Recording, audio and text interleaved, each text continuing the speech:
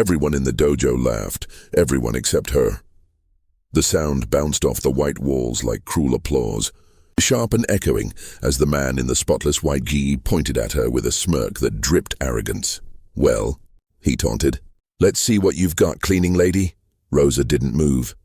Her mop still glistened on the blue mats, a small puddle forming beneath it. Her grey sweatpants clung damply to her legs, bleach stains marking her uniform of invisibility. Her hands trembled, not from fear, but from something much older, something buried deep beneath years of silence. The laughter died. The room fell still, a tense quiet hanging in the air.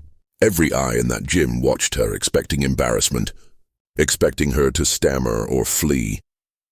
No one expected what came next, because what they didn't know, what none of them could have imagined, was that Rosa Martinez, the woman they dismissed every day as just the janitor, was about to remind them what real strength looks like. Not the kind you earn with belts or trophies. The kind you build in the dark, through pain, through loss, through sheer survival. If you believe in kindness, second chances, and the hidden strength inside ordinary people, take a moment to like, comment, share, and subscribe to Kindness Corner, where real stories heal real hearts. Her name was Rosa Martinez, 43 years old. Single mother, survivor. For the last 5 years, she'd been the unseen soul keeping the West Valley Martial Arts Academy spotless. Most didn't even know her name. She arrived before sunrise, left long after everyone else. Her days were defined by the scent of disinfectant, the squeak of her mop, and the sound of others chasing dreams on the mats she cleaned. No one noticed the stiffness in her left hand, or how she always wore long sleeves, even in summer. No one saw the way she paused at the doorway sometimes, eyes fixed on the students as they practiced their kicks and forms. 2 decades earlier, back in Mexico, Rosa had been one of those dreamers, a national-level taekwondo fighter, destined for the Olympics, until she married the wrong man, a charming coach-turned-cruel abuser who broke her spirit faster than he ever trained her body. She escaped eventually, clutching her son Daniel and 2 small backpacks, fleeing across the border to the United States. The girl who once flew across mats now cleaned them to survive. Life in America wasn't a fairy tale. Papers were scarce, work even scarcer. But Rosa never gave up. She cleaned homes, washed dishes, scrubbed floors, until she found the West Valley Academy. The job paid little, but the air smelled like memories she'd once called dreams. She never told anyone about her past. She didn't want sympathy, she wanted peace. Still, sometimes, when the dojo was empty, she'd move her feet lightly on the mats, tracing invisible patterns from a life she'd almost forgotten. Her son, Daniel, now 16, trained there too. Rosa saved every dollar, every tip, just to pay his fees. She never asked for discounts, never sought favors. Daniel was her pride, strong, disciplined, gentle, the kind of fighter she once was before life turned cruel. That afternoon, the academy buzzed with energy. Parents, instructors, and advanced students filled the space for a demonstration.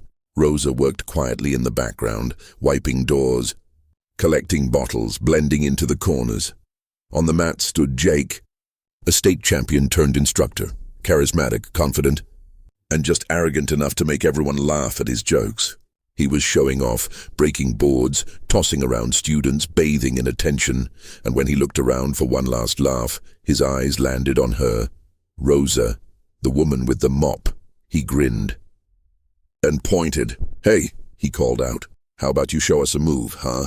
Jake pointed at her, laughter still bubbling around the room. "Hey, how about you? Want to try your luck?" he called out, his voice thick with mockery. The crowd broke into laughter again. A few students chuckled politely, others looked away, uncomfortable. Rosa stood frozen for a moment, not sure if she was supposed to laugh too. Jake grinned wider, feeding off the attention. "Come on," he said. "Let's see what the cleaning crew's got." And that's when something in Rosa shifted. Her eyes locked onto his, not with anger but with a calm so sharp it silenced the room. She leaned the mop carefully against the wall, her sleeve slipping just enough to reveal faint scars winding across her wrist. Without a word, she stepped forward. The laughter faltered. Whispers spread through the crowd. Jake chuckled, though unease flickered in his eyes. "Okay then," he said, raising his hands in mock defense, "but, go easy on me." Rosa bowed, precisely, perfectly. Then she took her stance. It was subtle at first, but the moment she did, two of the older instructors straightened in their seats. They recognized it instantly. Jake lunged first, an easy jab meant to entertain. Rosa's body moved like it remembered every beat of an old rhythm. She blocked it effortlessly, fluid as water, grounded as stone. He tried again, faster, sharper. But before anyone could blink, Rosa pivoted, ducked, and swept his leg out from under him in one graceful, devastating motion. Jake hit the mat hard, his pristine GI wrinkled. His pride cracked louder than the fall. Silence swallowed the room. Even the air seemed to hold its breath. Rosa stepped closer and, without a hint of mockery, offered her hand. Jake took it, dazed. When he stood, he bowed. This time not as a teacher, but as a student who'd just learned something real. From somewhere in the back, a voice whispered, "Who is she?" Another replied softly, "She's Daniel's mom."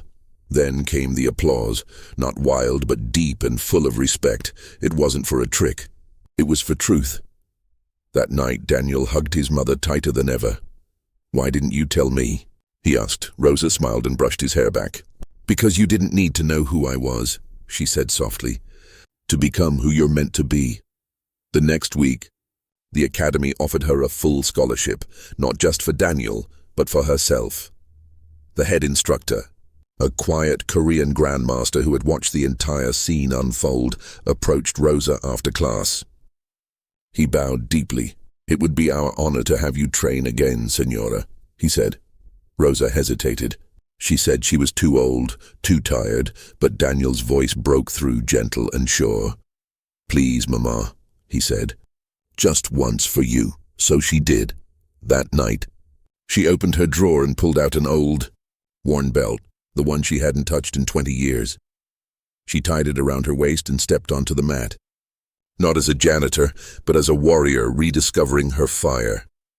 She trained beside her son, surrounded by students who now bowed to her with admiration. And as the days passed, something beautiful happened. Others began sharing their own stories. Tales of struggle, loss, and quiet bravery. Rosa's strength had given them permission to be seen, to be human again.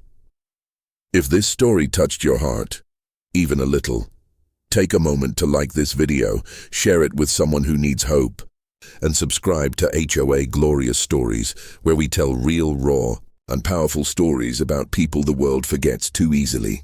Comment below, "I see you, Rosa," because sometimes the strongest people are the ones the world never bothers to look at.